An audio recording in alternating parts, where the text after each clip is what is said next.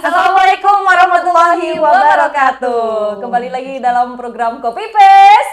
Jangan lupa di-save. Yeay, balik lagi bareng aku Hersa Dan juga aku Faza. Hari ini seneng banget karena akhirnya Kopi Paste kembali menyapa seluruh masyarakat Wonosobo.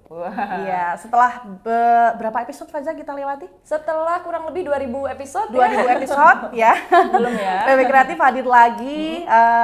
Buat teman-teman yang belum nonton, bisa ditonton ulang di YouTube channel Official Wonosobo TV.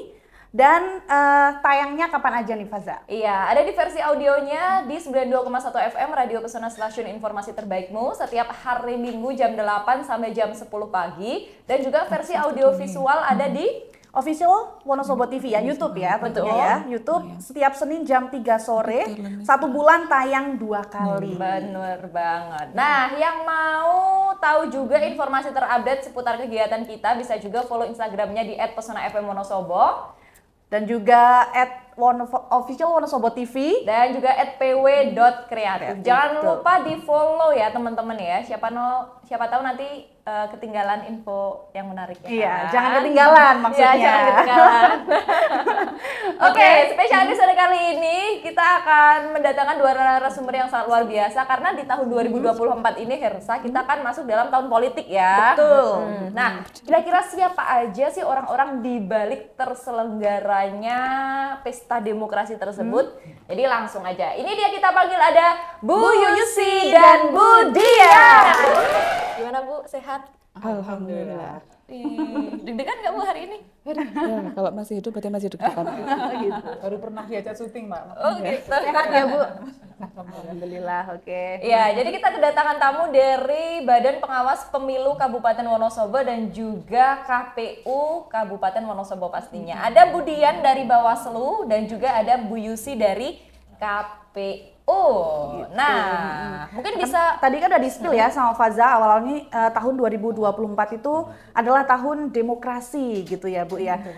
Udah ke-spill mungkin beberapa teman-teman juga udah pada tahu di tanggal 27 November mendatang itu kira-kira akan terselenggara apa nih Bu? Boleh dijelaskan dari KPU maupun apa dari Bawaslu dulu Bu? Oke, nanti gantian ya Mbak ya. yang punya gawe. Oke, terima kasih. Boleh saya menyapa semuanya dulu? Boleh Bu, silakan. Assalamualaikum masyarakat Wonosobo, apa kabarnya? Ketemu lagi ya, ini dari program Copy Paste-nya dari PW, jadi Pesona FM dan juga Web TV. Kami dikasih kesempatan. Nah, ini juga bagian dari publikasi ya, dan juga ternyata ini tanggal 27 November itu jadi tanggal 27 November ya, jadi tanggal keramat kayaknya ya Mbak ya.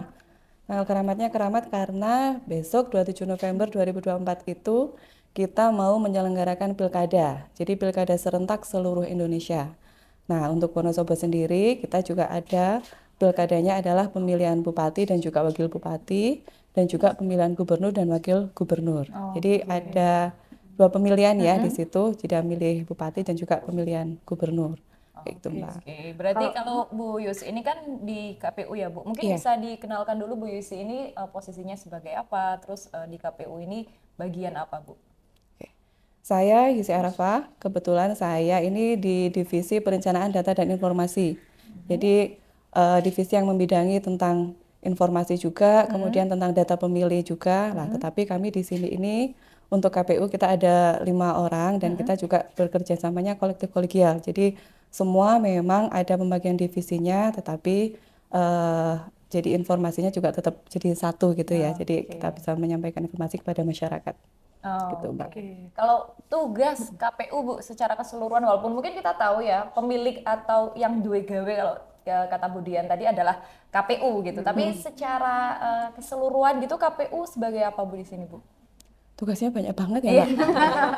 Nggak bisa di Tapi bisa ya, jadi memang tugasnya banyak ya, namanya orang bekerja kan pasti punya tugas gitu ya.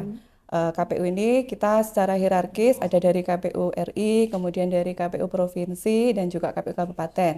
Nah, kalau untuk pemilihan bupati ini memang meskipun hierarkisnya ada di KPU RI, tapi ranahnya ada kewenangannya di tingkat KPU Kabupaten. Dan di sini kita juga banyak tugas ya. Kalau di KPU RI itu termasuk salah satunya ada yang pembuat kebijakan untuk jadwalnya. Nah, kita di sini juga tetap membuat jadwal maupun tahapannya di tingkat kabupaten. Dan juga ada menyusun kalau di KPU RI kan kita ada perundang-undangan dan juga peraturan ya. Sedangkan kabupaten kita menyusunnya adalah dalam bentuk keputusan berupa pedoman teknis untuk tahapan dan juga pedoman teknis semua tahapan pilkada. Nah, kita juga punya kewenangan untuk membentuk badan ad hoc. Jadi kita kan untuk KPU sendiri ketika sudah mulai pemilu ataupun pilkada ya, kita punya badan ad hoc, ada PPK, ada juga PPS, ada juga KPPS, dan juga ada Pantarlih gitu. Itu yang membentuk kita sendiri. Kemudian juga melakukan sosialisasi. Ini baik melalui langsung ataupun juga sosialisasi di media sosial kita. Nah, kemudian juga menetapkan pasangan calon. Ini kan untuk pendaftaran pasangan calon juga di kita ya. Jadi yang menetapkan siapa calon yang memenuhi syarat, kemudian nanti menetapkan calon kalau sudah terpilih gitu ya. Jadi sebelum ditetapkan juga ada namanya rekapitulasi penghitungan suara, dan itu juga nanti kewenangannya kami, salah satu tugas dan juga kewenangan kami. Yang merekap seluruh hasilnya di seluruh Kabupaten Wonosobo gitu. Oke, nah Itu kurang lebihnya gitulah ya. banyak juga ya Bu, itu kalau dijabarkan juga kayaknya dijelasin sehari nggak cukup gitu ya. Oke, sebelum ke Bu Dian nih, aku masih mau tanya sama Bu Yusi nih, kan KPU selaku panitia dan kurang lebih udah kurang satu bulan lebih ya Bu ya, masih 40 hari, kurang 40 hari lagi menuju pemilihan gitu ya Bu. Boleh dong di-spill ke teman-teman, mungkin ada yang belum paham nih untuk Kabupaten Wonosobo sendiri, siapakah calon bupati dan wakil bupati, maupun untuk di Jawa Tengah ada calon gubernur dan wakil gubernurnya siapa Bu? Oke. Jadi pemilunya, pilkadanya ya tinggal 41 hari lagi kalau mau dihitung. Kita tanggal 27 November, kemarin waktu tanggal 22 September 2024 itu adalah penetapan pasangan calon yang sudah memenuhi syarat. Jadi kalau di provinsi, kewenangannya ada di tingkat KPU provinsi ya, dan juga sudah ditetapkan, itu serentak sifatnya, baik di provinsi maupun di kabupaten. Nah, kalau yang dari KPU dari pemilihan gubernur dan wakil gubernur ini juga ada 2 pasangan calon. Jadi yang pertama dari pasangan Bapak Haji Andika M. Perkasa dan juga jadi Bapak Hendar Prihadi alias Pak Hendi. Kemudian yang pasangan nomor 2 Bapak Ahmad Lutfi dan juga Bapak Taj Yasin. Dan untuk pilkada di Kabupaten Wonosobo sendiri juga ada 2 pasangan calon. Yang pertama pasangan dari Bapak Afif Nur Hidayat dan juga Bapak Amir Hussein. Terus yang pasangan kedua dari Bapak Khairullah Al-Mujtaba dan juga Bapak Sidki Ferindiana. Jadi sama-sama ada 2 pasangan calon ya, baik untuk pemilihan gubernurnya maupun di pemilihan bupatinya. Oke, nah kita udah banyak kenalan terkait tugas dan juga wewenang dari KPU, terus kemudian tanggal 27 besok kira-kira ada siapa aja gitu. Nah selanjutnya kita pengen bergeser ke salah satu lembaga juga yang erat kaitannya dengan pemilu pilkada gitu, yaitu Bawaslu Kabupaten Wonosobo. Ada Bu Dian di sini. Bu Dian, mungkin bisa kenalan dulu nih, Bu Dian dari divisi apa gitu. Silakan Bu. Terima kasih Mbak Faza. Kenalan dulu ya. Saya Dian Kartika Wulandari di Bawaslu sebagai Kordif Pencegahan, Parmas, dan Humas. Jadi di Bawaslu itu ada 4 Kordif dan 1 ketua, yang ketua non divisi ya. Jadi ada divisi penanganan pelanggaran, kemudian ada hukum sengketa, ada SDM dan organisasi, dan 1 ketua. Jadi kebetulan saya paling cantik Mbak, karena yang 4 cowok semua gitu ya. Jadi saya tetap paling cantik gitu. Jadi karena perempuan sendiri dan diamanai sebagai Kordif Pencegahan, Parmas, dan Humas. Jadi urusan-urusan mencegah itu jadi urusan saya gitu kan. Jadi tadi disampaikan banyak hal dari KPU. Jadi kalau hajatan pemilu, pilkada gitu kan, yang IO-nya itu KPU ya, KPU yang urusan teknis, sarana prasarana, sistem dan lain sebagainya, logistik itu urusannya KPU.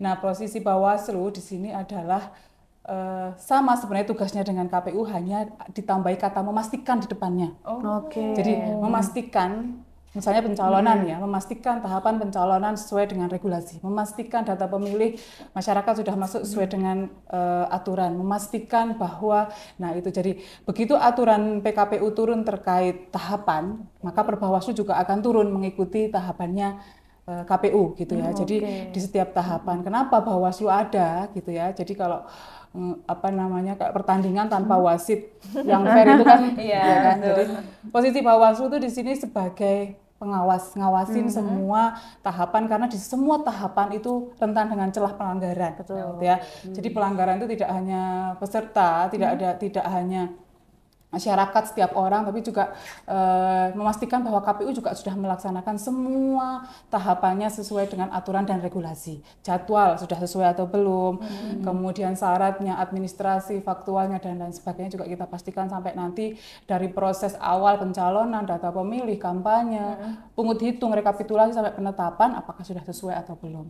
Kemudian aturan-aturan juga sudah dilaksanakan belum oleh peserta pemilu dengan baik dan benar. Jadi Bawaslu posisinya adalah mengawasi semua proses pilkada ya, kalau sekarang ya di 27 November ini semua tahapannya sudah berjalan sesuai aturan, dan kita berdasarkan temuan dan laporan itu bisa nanti implikasinya ke pelanggaran administrasi, pidana maupun sampai kode etik gitu. Jadi posisi Bawaslu selalu bersama KPU di semua tahapan dengan memastikan semua sudah berjalan sesuai aturan. Jadi istilahnya Faza, di mana ada KPU, di situ juga ada Bawaslu. Jadi gitu kemudian ya? ngawasi Bu Yusi. Pengawasan melekat katanya Mbak. Pengawasan yang melekat gitu.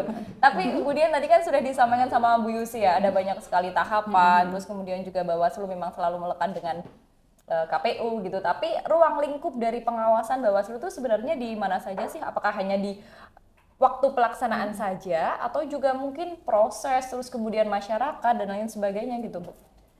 Jadi Bawaslu juga mengawasi dari proses perencanaan, pembuatan kebijakan juga sudah kita memastikan itu juga sudah sesuai. Kemudian pengawasan itu juga regulasi sama kayak KPU, jadi regulasi Perbawaslu itu dibuat oleh Bawaslu RI, kemudian diturunkan ke kita.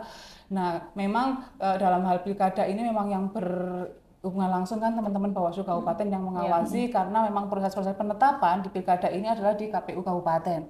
Jadi posisi Bawaslu Kabupaten itu untuk mengawasi semua tahapan dari awal sampai akhir dan memastikan bahkan sampai nanti kalau ada sengketa PHPU dan lain sebagainya itu Bawaslu juga masih sebagai pihak terkait apabila ada yang menyengketakan terkait output hasil yang dibuat oleh KPU yang disengketakan, ya Bawaslu ada di situ juga sebagai pihak terkait. Jadi dari awal sampai akhir sampai memastikan semua itu selesai, Bawaslu ada di situ.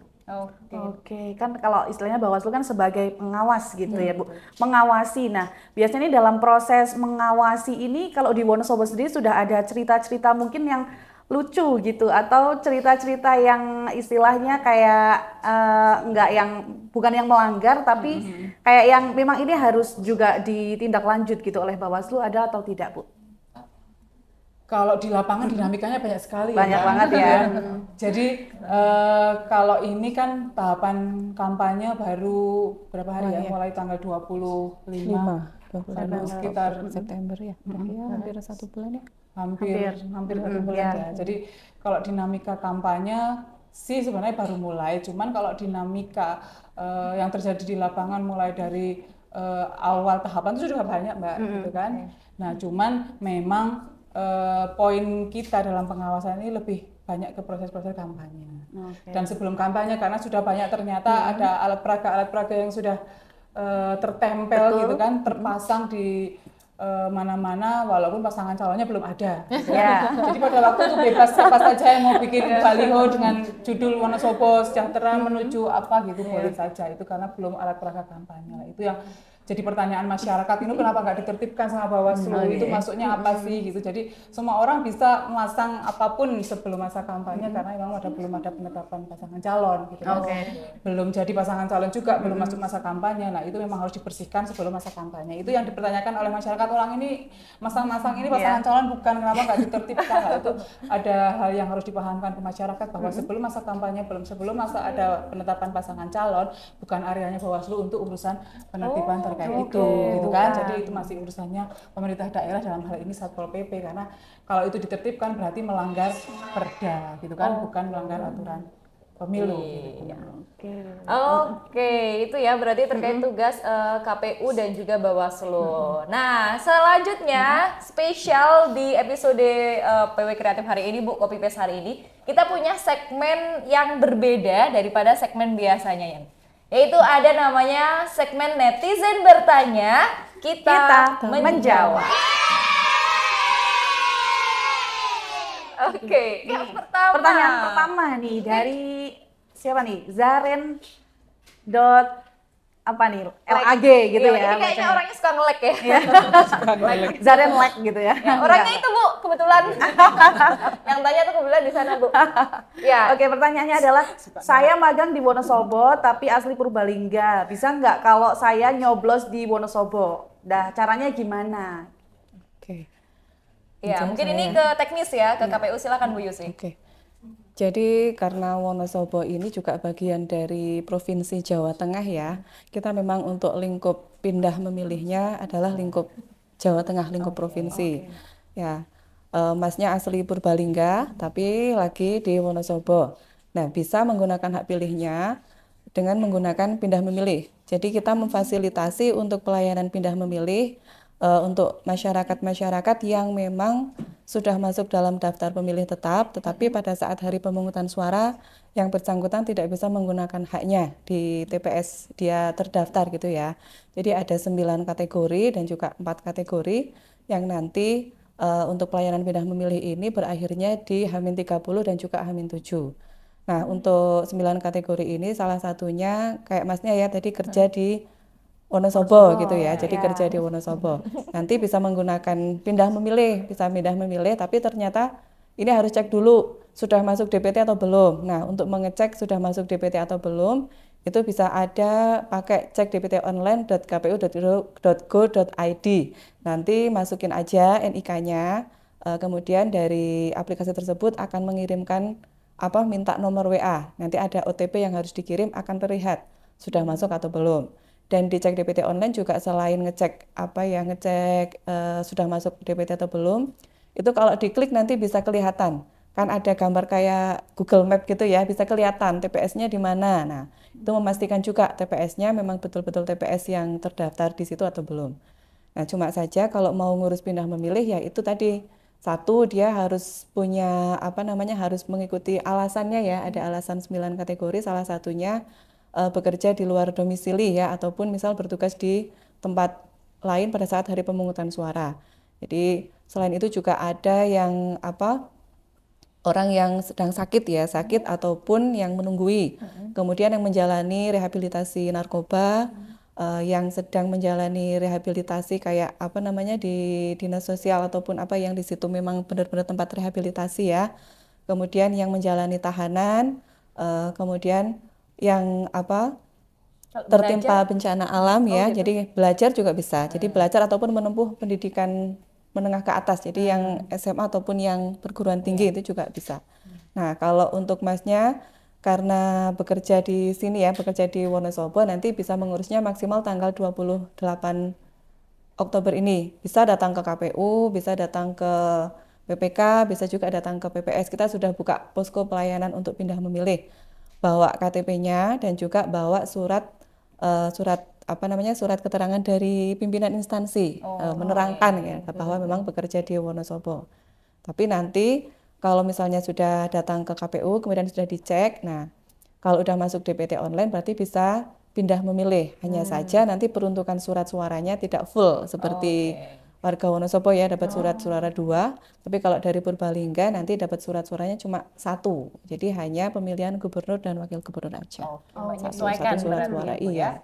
Bisa milih bupati sini berarti? Nggak bisa, domisili KTP-nya masih Purbalingga. Kalau KTP-nya sudah Wonosobo berarti sudah dapat 2 surat suara nanti.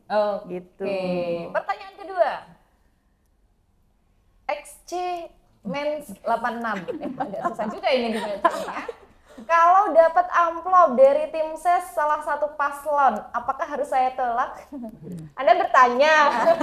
Anda bertanya. Langsung akan dijawab oleh Bu Dian, silakan Bu. Pertanyaannya ini agak ini ya, ditolak apa enggak ya? Enggak, pertanyaannya terus yang disuruh nyoblos milih dia apa enggak gitu ya. Kalau amplopnya saya enggak berani ini ditolak apa enggak ya, kalau dikasih tim ses.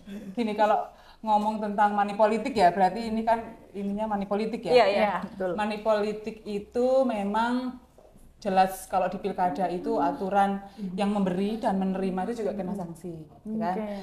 Nah, apa namanya? Jadi sanksinya jelas, aturannya jelas gitu di 187A itu sudah jelas sanksinya.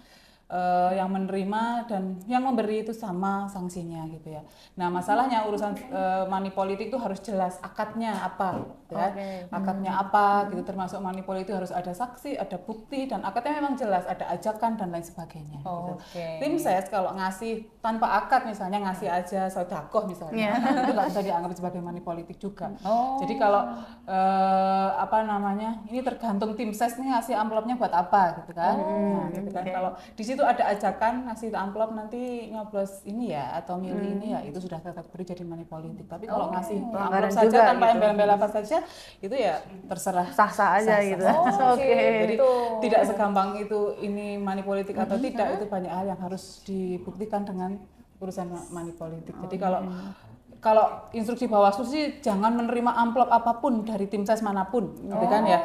Ya kalau instruksinya begitu, jangan menerima karena di situ ada ada sosial apa ya, bukan sosial yang harus ini oleh penerima gitu kan, walaupun misalnya tidak ada ajakan. Tapi ya itu, kalau bunyi money politik berarti harus ada ajakan, harus ada dibuktikan dengan saksi, bukti dan lain sebagainya. Berarti kalau memang amplopnya ya semoga ada isinya ya Mbak. Ternyata kosong. Jelaskan loh ya. Lima amplop saja ada isinya apa kosong gitu kan nggak jelas. Jadi harus dijelaskan amplop berisi uang gitu. Gitu ya. Jadi kalau amplop isinya voucher belanja gitu. Sama aja. Itu ya. Oke, selanjutnya pertanyaan yang ketiga. Dari Ale Dana Real nih. Banyak banner-banner kampanye di jalan, sebetulnya regulasi alat peraga kampanye seperti apa? Ini agak nggak asing sama nickname-nya ya. Silakan Bu ke KPU monggo. Jadi alat peraga kampanye itu memang ada aturannya ya. Kalau dari KPU juga bisa memfasilitasi. Jadi ada aturan, KPU bisa memfasilitasi untuk pembuatan alat peraga kampanye, dan juga ada aturan juga ketika paslon mau membuat APK sendiri juga bisa, tapi desainnya nanti diserahkan ke KPU. Nah, kalau untuk aturan alat peraga kampanye sendiri ini juga sebenarnya sudah kita sampaikan juga ya kepada pasangan calon untuk bahwa untuk APK ini memang dipasang di tempat-tempat yang diperbolehkan, bukan dipasang di tempat-tempat yang tidak dibolehkan ya. Jadi kita sudah memberikan sudah memberikan beberapa tempat yang memang tidak diperbolehkan, itu salah satunya kayak di tempat ibadah ya. Tempat ibadah di sini termasuk halaman dan juga temboknya. Kemudian ada di tempat pendidikan juga tidak diperbolehkan. Kemudian dipaku di pohon-pohon itu kan, selain menyakiti pohonnya gitu ya, juga tetap jadi tidak estetik juga. Nah, karena ini untuk pemasangan APK juga kita harus koordinasi dengan pemerintah daerah juga, jangan sampai mengganggu keestetikan lingkungan di Kabupaten Wonosobo. Nah, itu beberapa aturannya juga. Kemudian ukurannya juga sudah kita bikin ini ya, ada ukuran maksimal, ada dalam bentuk reklame, billboard, kemudian ada baliho, ada spanduk gitu yang sudah juga nanti kalau ada yang fasilitasi dari KPU juga sudah kita sampaikan ke teman-teman ad hoc di bawah, nanti bisa dipasang sesuai dengan titik-titik yang memang di situ diizinkan. Jadi diizinkan untuk memasang alat peraga kampanye gitu ya.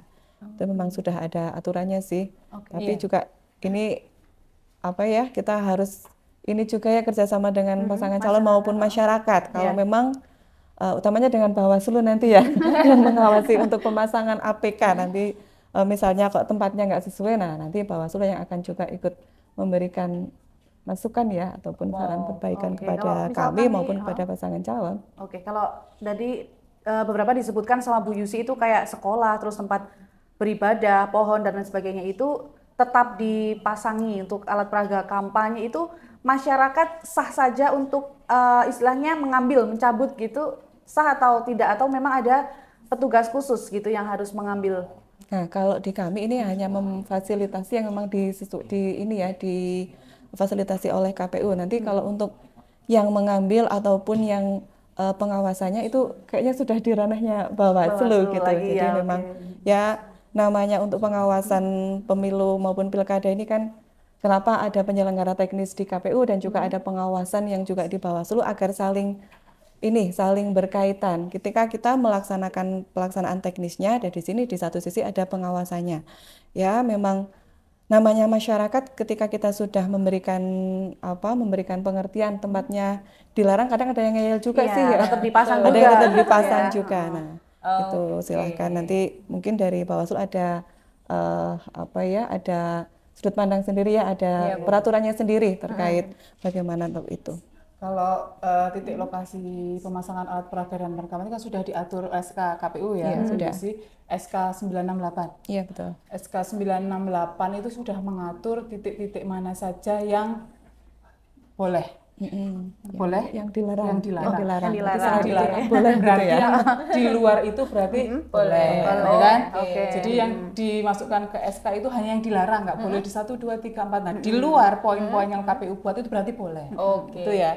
Kemudian terkait pemasangan yang melanggar, kalau yang fasilitasi dari KPU kan memang titiknya sudah ditentukan. Jadi teman-teman PPK dan PPS itu memasang sudah sesuai titik yang diberikan oleh KPU. Nah, permasalahannya adalah alat peraga kampanye yang dipasang yang bukan fasilitasi dari KPU itu masangnya gimana, melanggar atau enggak, titik yang harus nggak boleh dipasang misalnya di jalan protokol nih, jalan ini nggak boleh dipasang kecuali posko misalnya, tetapi dipasang itu melanggar lah. Aturan alurnya sebenarnya adalah kami, Bawaslu beserta jajaran kami, Panwasca maupun PKD itu menginventarisir APK yang melanggar. Di sini ada pemasangan APK nih, melanggar nih karena di tempat ibadah misalnya, atau di tempat jalan protokol yang harusnya nggak boleh selain posko misalnya, tapi tetap dipasang dan lain sebagainya, di pohon dan sebagainya, itu kita inventarisir semua. Data dari teman-teman PKD kita tarik ke Panwasca, kita tarik lagi ke Bawaslu. Nanti data inventarisir kami kita serahkan ke KPU gitu. Nah, nanti KPU memberitahu hal itu kepada pasangan calon tim ses untuk menertibkan, kan? Jadi data dari kami direkomendasi ke KPU, kemudian KPU menyerahkan ke paslon atau tim ses untuk menertibkan alat peraga kampanye yang melanggar. Nah, diberi waktu nih biasanya sama KPU berapa kali, 3 kali 24 jam untuk segera ditertibkan. Nah, setelah 3 kali 24 jam ternyata tidak tertibkan, yang mau tidak mau KPU dan jajarannya beserta Bawaslu nanti akan menertibkan alat peraga kampanye tersebut. Jadi alurnya seperti itu, tidak bisa orang langsung lepas aja gitu ya. Nanti kalau gitu nanti ada ini di lapangan justru sama itu. Makanya alurnya harus seperti itu dan memang harus ada prosedur yang dilakukan supaya nanti bisa menertibkan APK dengan berarti tetap kondusif gitu ya, Bu ya. Oke, kita lanjut ke pertanyaan keempat. Ada pertanyaan pelangi. Bukan, jangan nyanyi. Pemilu kan pesta rutin 5 tahunan, selayaknya pesta bagaimana seharusnya masyarakat menyambut pemilu. Pesan KPU juga Bawaslu terkait hal ini. Nah, ini penting banget nih. Mungkin dari Bu Yusi silakan pesan kepada masyarakat. Ya. Yang namanya pesta itu harusnya bahagia ya. Iya, betul. Karena di situ ada perayaan gitu ya. Perayaannya karena memang momen 5 tahun sekali namanya pesta, berarti kan ada ada yang membuat pesta, ada pesertanya dan juga ada yang ikut serta dalam pesta. Dalam hal ini untuk yang kita melaksanakan pesta itu panitianya adalah KPU dan Bawaslu gitu ya. Dan kemudian pesertanya kalau di pemilu ada partai politik, kalau besok untuk pilkada adalah pasangan calon. Dan nanti untuk yang ikut serta dalam pesta ini kan ada pemilih ya. Nah, pemilih ini ketika dia sudah punya hak untuk menggunakan hak pilihnya, udah dikasih hak, harusnya dia bahagia dong bisa menggunakan hak pilihnya. Orang yang belum punya hak aja pengen menuntut haknya. Nah, ini kalau udah dikasih hak, sudah memenuhi syarat ya harusnya digunakan dengan sebaik-baiknya. Kalau dia udah terdaftar dalam TPS ya datang ke TPS yang udah terdaftarnya dia, kemudian nanti gunakan hak pilihnya. Hak pilihnya digunakan itu untuk memilih pasangan calon yang menurut mereka memang bisa dipercaya begitu. Nah, itu dan kemudian kalau yang memang belum yang untuk menghadapi pilkada ini dengan sukacita dan bahagia, ya pastinya ini buat Wonosobo kok, bukan buat siapa-siapa lah. Kalau kita nggak berpartisipasi, siapa lagi yang berpartisipasi? Gitu sih. Oke, pesan dari Bu Dian. Ini mengerikan nih dari pengawas. Kalau dari KPU kan, ayo gunakan hak pilih sebaiknya. Kalau dari Bawaslu ngajak semua pemilih ikut ngawasi. Pengawasan partisipatif gitu kan. Kalau Bawaslu aja yang ngawasin di semua tahapan, di semua tempat, semua TPS, kayaknya hal yang nggak mungkin gitu ya, kalau nggak dibantu oleh masyarakat semua untuk ikut jadi kepanjangan tangan Bawaslu, ikut ngawasi pengawasan partisipatif, pelanggaran di lapangan, di mana, di tempat penghitungan suara, TPS, kampanye, dan lain sebagainya, dan silahkan laporkan ke kami. Itu salah satu bentuk partisipasi masyarakat yang saya bilang nggak hanya jadi pemilih aja, jadi salah satu pengawas dari bagian kami untuk ngawasin secara menyeluruh terkait tahapan pilkada ini. Keren. Gitu ya. Jadi dari KPU sudah memberikan istilahnya fasilitas ya untuk para pemilih ini mempunyai hak untuk memilih gitu ya, dan juga dari Bawaslu juga sama-sama kita tuh bisa mengajak yang lain dan juga ikut mengawasi begitu ya Bu ya. Oke. Sudah ada ini terakhir ya dari pertanyaan netizen? Ini sudah ada 4 pertanyaan dan juga sudah dijawab semuanya oleh Bu Yusi dan juga Bu Dian, luar biasa sekali ya Bu. Tapi sebelumnya nih Bu, sebelum berlanjut ke segmen, saya pengen tanya nih Bu, kalau ini kan sudah ditetapkan calon dan juga nomor urutnya ya Bu ya. Nah, apakah juga ada pengawasan dari Bawaslu nih terkait penggunaan media sosial gitu loh Bu? Dan juga kalau foto biasanya kan ada gaya-gaya yang disesuaikan. Nah, itu apakah sebenarnya boleh apa enggak sih Bu gitu Bu? Oke, kalau pengawasan kami terkait media sosial sudah ini ya, Bawaslu punya patroli anti cyber relawan ya, yang kita bentuk bergabung sama Kominfo, kemudian Mavindo, Polres Cyber, Bawaslu sendiri sampai tingkat Panwasan dan PKD untuk ngawasi akun-akun yang resmi didaftar ke KPU, dan juga akun-akun anomali yang fake itu yang justru malah agak lebih bahaya dalam tanda kutip karena luar biasa di situ. Jadi kita ngawasin. Nah, kalau masyarakat umum sebenarnya mau 1, 2 mau gaya-gaya bebas ya, tapi ada beberapa pihak yang memang nggak boleh, yang harus menjaga netralitasnya, ASN, perangkat, Kades, lurah dan lain sebagainya, atau TNI, Polri dan lain sebagainya yang di netral ya, tidak boleh nge-like saja salah, jangankan berpose pakai jari-jari ya gitu, nge-like, ngitatus, komen dan lain sebagainya itu juga jadi hal yang sangat tidak boleh bagi orang-orang yang harus netral. Jadi tetap harus dijaga. Gitu ya, karena urusannya nanti ketemu Bawaslu. Ini kan kalau di Wonosobo sendiri kan ada 2 calon paslon, gitu ya, ada 2 paslon gitu ya. Berarti kalau misalkan foto nggak boleh gimana nih, kan ada 2 nih, nggak boleh gini, nggak boleh gini, apa gimana nih dicontohkan? Gini gaya rekomendasinya atau gini atau harus logo KPU gitu misalkan apa gitu. Gini mungkin ya. Gini ya. Kalau KPU harusnya gini Mbak. Oh KPU gini. Karena melayani gini ya. Berarti kalau foto gini. Sudah punya gaya sendiri. Jadi kalau gaya bebasnya paling bebas kayak gini aja. Kalau KPU ya ini Bawaslu gitu ya. mengawasi ya. Mengawasi. Oke deh, berarti itu ya, tetap harus dijaga netralitasnya. Betul. Nah, hari ini selanjutnya kita akan masuk ke segmen yang kedua ya. Kita masuk dalam segmen Wi-Fi area. Bagi paslonnya dong.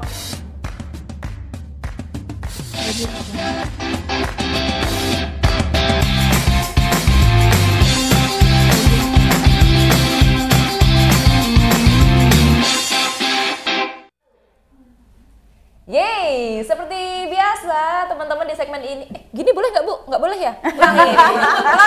Ulangi. Gini. Oke teman-teman.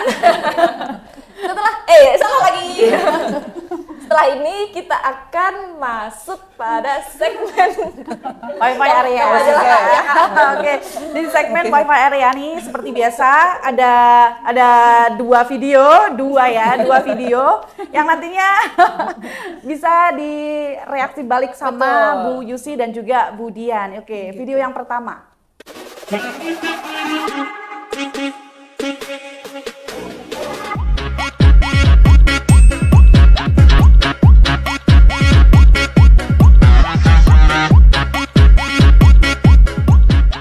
Oke, ini terkait media sosial tadi ya Bu ya. Jadi memang sekarang ini kan kita hidup di dunia online juga ya Bu ya, dunia apa namanya? Dunia netizen. Media sosialnya luas gitu lah ya sekarang Dunia ya. maya gitu ya. Nah, memang peran salah satu untuk menaikkan nama paslon adalah melalui media sosial. Nah, itu gimana Bu sebenarnya? Apakah di Wonosobo juga sudah mulai terlihat geliatnya? Dan ada juga pengawasan nggak di situ? Mungkin. Kalau media sosial sebenarnya kan memang secara resmi harus didaftarkan ke KPU ya. Jadi setiap media sosial itu maksimal 20 akun. Wow. 20 akun per paslon gitu Bu maksudnya atau per partai atau gimana? Per jenisnya ya, per apa namanya? jenis. Oke, Instagram itu masih 20, Facebook 20, kemudian YouTube 20, TikTok 20 gitu. Jadi masing-masing itu harus didaftarkan gitu. Maksimal 20 per media sosial, Per platform. Cuman kemarin waktu Bawaslu koordinasi dengan KPU ternyata baru 1 akun yang dilaporkan resmi ke KPU, kalau tidak salah salah satu paslon ya memang sudah ya, saya nggak boleh sebutkan lagi. Jadi itu yang memang diawasi secara legal terkait akun itu. Cuman ya itu yang saya sampaikan tadi, akun-akun anomali dan akun-akun fake yang tidak terdaftar resmi itu justru lebih bahaya kalau menurut saya. Jadi kemarin memang kami masih menunggu terus nih updatean akun yang dilaporkan secara resmi ke KPU gitu, karena itu salah satu yang kita awasin langsung gitu kan. Nah cuma memang sampai saat ini ternyata kayaknya paslon juga berpikir untuk tidak mendaftarkan secara resmi mungkin di beberapa akunnya. Jadi nah di situ kita mengawasinya justru lagi ke akun-akun yang dalam tanda petik tidak resmi gitu kan, anomali, fake gitu yang kan, tadi Ibu sebutin gitu ya. Yang sebenarnya sekarang berita-berita hoax dan black campaign itu banyak sekali. Saya terima hampir tiap hari dari teman-teman Mavindo itu terkait berita hoax, black campaign yang langsung dicek fakta dan diluruskan lagi beritanya seperti itu. Jadi memang ya Mbak, maksudnya kampanye ini sekarang tidak efektif ke kampanye yang secara langsung, tapi kampanye-kampanye yang justru di media dianggap sosial lebih efektif gitu ya. dan lebih efisien itu lewat media sosial. Hanya saja memang akhirnya dipakai beberapa pihak ke hal-hal yang tidak baik black campaign maupun berita hoax, sara, politik identitas yang marak sekali di mana-mana. Itu yang kami tetap identifikasi, kami laporkan, dan nanti kalau misalnya terbukti memang itu kita naik ke Kominfo untuk minta untuk di take down, gitu kan, karena harus dihentikan kalau memang berita itu memang benar-benar menyesatkan gitu ya. Oke, kalau dari KPU sendiri melihat gimana Bu, media sosial berperan dalam proses pemilu sampai tanggal 27 nanti? Kalau media sosial itu ya, karena memang kita mau orang tua, mau orang muda, sekarang sudah harus aktif di media sosial ya. Jadi lewat Instagram, kemudian YouTube-nya, Facebook-nya. Nah, kita juga punya media sosial kita ya. Jadi KPU ada websitenya ya, alamatnya kap-wonosobo.kpu.go.id. Kemudian juga ada Instagram kita @kpu_wonosobo. Kemudian ada Facebook kita, YouTube dan Twitter. Nah, itu juga bagian dari sosialisasi kita kepada masyarakat, memberikan informasi. Informasi itu kan kalau kita cuma pasang kayak banner, kemudian di situ dia hanya gambar gitu, kadang masyarakat melihatnya sepintas. Tapi kalau namanya di postingan di media sosial itu akan akan terlihat terus. Jadi ketika orang membuka media sosial tersebut mau melihat postingan yang di bawah-bawah pun di scroll juga bisa. Nah, itu juga bagian dari publikasi di kami. Semua tahapan di situ sudah kita posting ya, kita berikan. Kemudian aturan-aturan. Di situ juga kita selain websitenya KPU ada website JDIH KPU Wonosobo. Misalnya masyarakat mau cari tahu terkait peraturan-peraturan maupun keputusan-keputusan untuk pemilu maupun pilkada bisa dikunjungi. Jadi bisa otomatis di-download untuk nanti keputusan-keputusan terkait pilkada maupun pemilu di Kabupaten Wonosobo dan juga yang di lainnya. Jadi di situ ada undang-undang, kemudian ada peraturan, ada keputusan-keputusan. Nah, kalau memang website itu semakin banyak pengunjungnya kan makin bagus ya, makanya. Nah, di situ kami juga mengajak untuk tetap mengunjungi, barangkali memang membutuhkan informasi untuk pemilu, pilkada, Ya kalaupun misalnya mau mendaftar sebagai penyelenggara kan juga di situ nanti kita posting juga ya untuk kesempatan-kesempatan tersebut. Oke, jadi istilahnya kemudahan media sosial yang sekarang sangat istilahnya mudah diakses gitu. Peran pemilih yang cerdas juga jangan mudah termakan hoax gitu ya Bu ya. Pokoknya kalau butuh info yang valid itu langsung bisa cek media sosial resmi Bawaslu atau KPU dan juga website gitu ya Bu ya. Oke deh. Ya, selanjutnya kita ke video yang kedua. Ada caleg minta dibantu.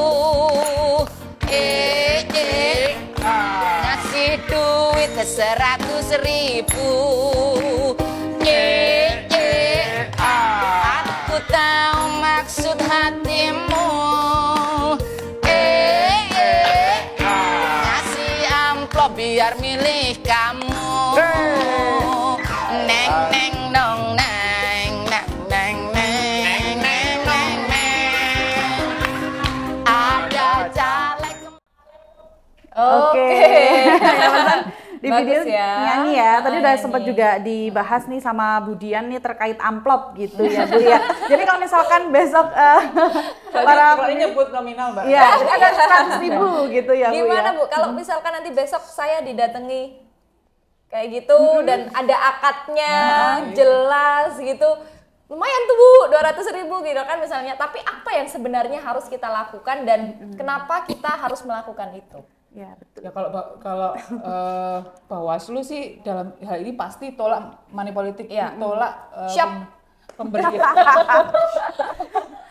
Tolak pemberian dalam bentuk apapun gitu kan ya, misalnya bukan duit misalnya datanglah bagi-bagi sembako apa gitu dan lain sebagainya dengan ajakan-ajakan itu ya tidak usah diterima gitu kan.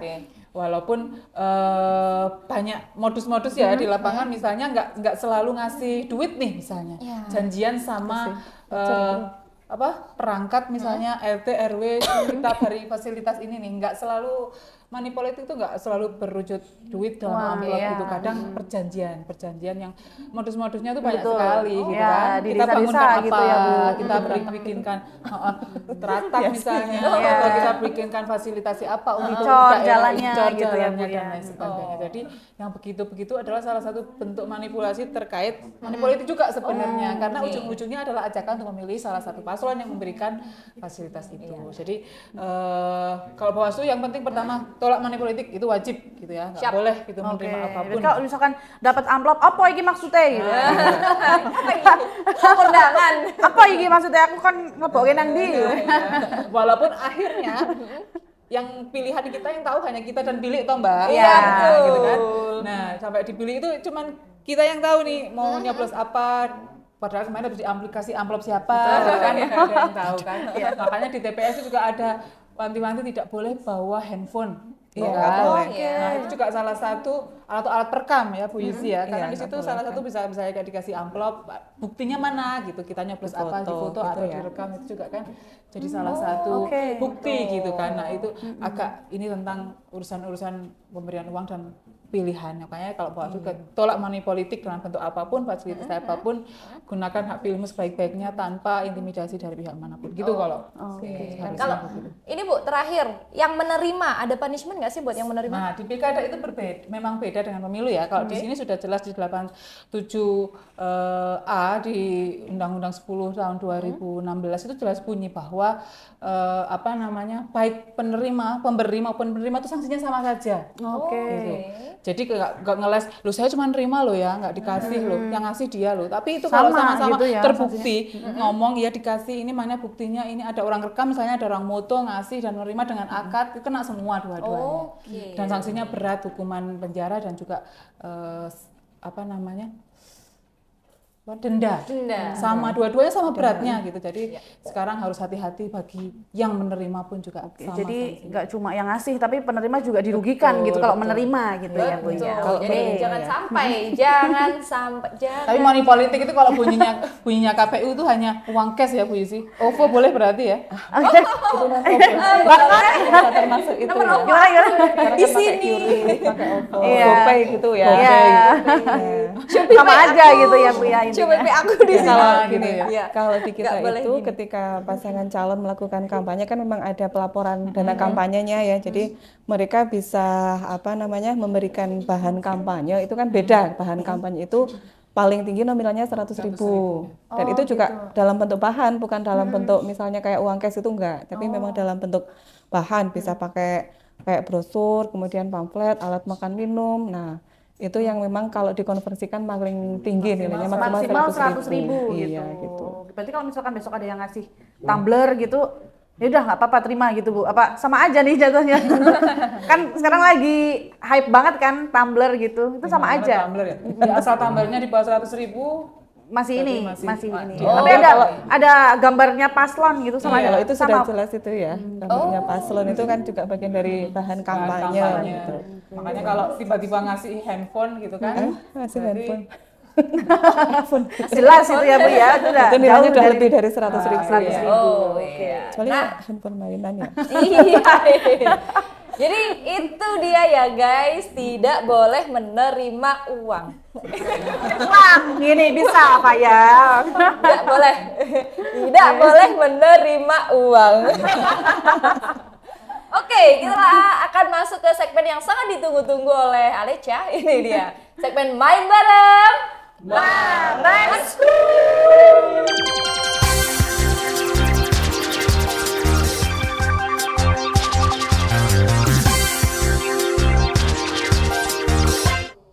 Yeay, seperti Sampai biasa juga ya. segmen ini adalah segmen yang luar biasa loh Bu. Jadi kalau tadi kan kita ngobrol yang agak serius. Nah setelah ini kita akan dipermainkan. Bukan Oleh kita Alecha, main ya. sih, kita akan dipermainkan oleh salah satu orang ya. Ini cukup berdosa untuk kehidupan kita Bu.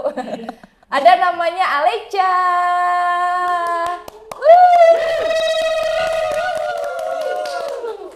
Halo, balik lagi bersama Alecha. Ya. Selamat datang ibu-ibu yang cantik, kakak-kakak yang cantik, yang dari tadi menjaga tangan-tangannya. Luar biasa. Ya, terima kasih sudah ada Bu Yusi dan juga Bu Dia. Ini mungkin pertama kali kita akan bermain bersama. Ada permainan yang spesial buat yang belum pernah. Kalau yang belum pernah ya harusnya lebih bisa. Ya, kita akan bermain eja kata. Oke. Eja kata ya. Jadi nanti akan ada satu kata, silahkan dieja. Masing-masing orang menyebutkan satu huruf secara berurutan. Ya. Oke. Gampang ya. Contoh dulu. Misalkan makan, berarti nanti satu orang M, orang kedua A dan seterusnya. Ya. Nanti orang pertama akan saya sebutkan misalkan kata-kata ini dimulai dari gitu ya. I. Bisa ya? Bisa ya? Coba deh, coba ya. Ya. Kata-katanya adalah ikan, dimulai dari Faza. I. K. N. Nah, nanti kalau lebih dari 4 huruf kembali lagi ke orang pertama. Oke. Iya. Nah, biar semakin susah ini mesti asik. kata-katanya. Iya. Tiap Curiga. Gak enak. Iya, Mas. Ya. tiap kali ada yang kecelitut ngomongnya ya. Lidut. Ya, silakan nanti akan mendapatkan coretan 1 jari dari masing-masing orang yang ada di sini. Oke, siap ya? Ya. Ya. Langsung ya. Langsung. Silahkan boleh konsentrasi. Tema kita adalah politik ya. Jadi kata pertamanya P. adalah politik dari Faza. P. O. L. I. T. I. K. Easy man. Cepat ya, coba. Belum. Jangan seneng dulu. Jangan seneng dulu. Konsentrasi ya. Kata selanjutnya. Koalisi dari Bu Yusi. K. O. A. L. I. Salah ya? S. I. Oke, masih gampang ya, masih gampang. Lanjut. Kata selanjutnya. Oposisi dari Bu Dia. O. P. O. S. I. S. I. Gampang ya, gampang. Coba ya. E. Lanjut ya. Kata selanjutnya. Demokrasi dari Ersa. D. E. M. O. K. R. A. S. I. Permainan apa ini? Oke, Ngomongnya ada. Masih ya. Oke. Lanjut ya. Ya. Kayaknya nggak ada yang dicoret. Simpatisan dari Faza. I M P A T I S A N. cewek dilawan, Bos. Siap ya, konsentrasi ya. Ingat ya, konsentrasi. K Katanya adalah partai politik dari Bu Yusi. P A R T A I P O Salah. Partai Po Partai. Harusnya apa teman-teman? Silakan boleh coret masing-masing. Ada satu. spasi. Ayo. kita yang nyoret ya. permainan apa ini? Curiga ini. Gak mungkin Faza, lempeng-lempeng aja tuh gak mungkin. Coret, ayo semuanya Gak silakan. mungkin Aduh. lempeng-lempeng aja. Anggap aja sunscreen ya. Bu. Ya, bismillahirrahmanirrahim. Pasti harusnya dieja juga. Enggak. S gitu. P. Ya. Ya. Masih ada ya. Oke. Kata selanjutnya, gampang nih. Rekonsiliasi dari Budian. R E. K O N S. I L I A. S I. agak deg-degan. Masih aman ya. Agak deg-degan. Oke, dua kata lagi. Kata selanjutnya adalah elektabilitas dari Hersa. E. L E K T. A B I L. I T A S.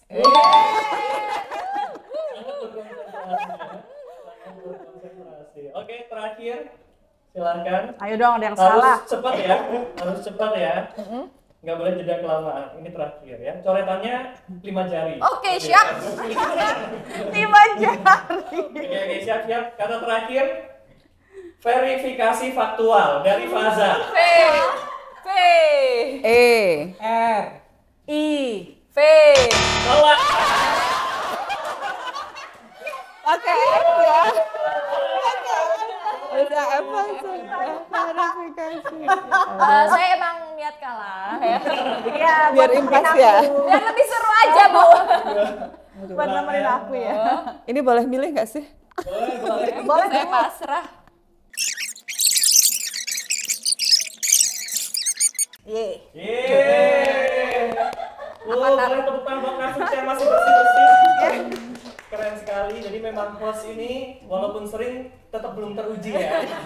Gak apa-apa. Yang menyenangkan narasumber hari ini. Terima kasih semuanya. Ketemu lagi di Main Bareng selanjutnya. Aku Aleca pamit. Dadah. Terima kasih Aleca. Wow, luar biasa. Ini tinggal diratakan, kasih cushion. Ya, makasih loh ya. Oke, terima kasih Budian dan juga Bu Yusi Sama-sama, kehadirannya Mbak. hari ini di PW Kreatif. Semoga tidak kapok ya Bu ya, tidak trauma juga. Main sama kita lagi besok. Iya, dan- Gantian ibu yang kita coret. Enggak ya.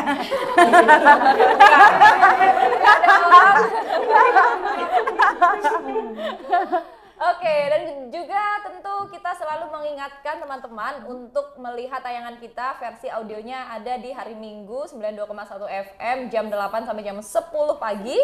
Kalau di versi audio visual ada di YouTube channel official Wonosobo TV. Tayang hari Senin jam 3 sore. 1 bulan 2 kali. Jangan lupa ditonton ya. Ya, jangan lupa juga ikuti terus keseruan kita di Instagramnya @pw.kreatif, @pesona FM Wonosobo, @fazalutfia26. Salah bukan. Di mana lagi, Kak? Di official Wonosobo TV tentunya. Iya, dan juga jangan lupa follow Instagram KPU dan Bawaslu di mana, Bu? Follow Instagramnya KPU di @kpu_wonosobo ya. Oke. Itu follow Instagramnya KPU. Instagram. Instagram saya juga boleh di Oh iya, follow. di mana? Di mana, Bu? Di mana? Boleh. Kalau Bawaslu, Bu? Bawaslu. Mas. Lupa ya. Bawaslu Wonosobo. @Bawaslu Wonosobo Bawaslu ya. Wonosobo, Ya, dan jangan lupa Dian Bawaslu Wonosobo. Oh enggak ya, Bu?